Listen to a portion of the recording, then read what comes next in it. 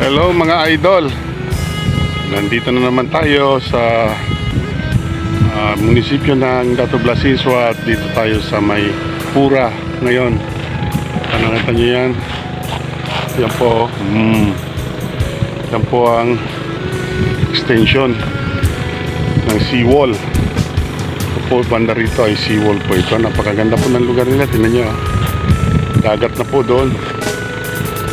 Dagat na po sa bahaging doon, no? Yun, nagbabangka. Nakita nyo? Wow. Peaceful ang lugar, peaceful. Mainit nga lang, mga idol.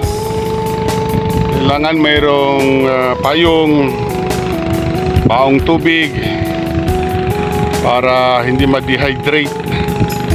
Napakainit po ng kapanahon ngayon. Mag-alas 10 pa lang ng umaga, pero mainit na po talaga. Yan. So, yan po mga idol, ha. Nakita ninyo. Thank you for watching po. Thank you.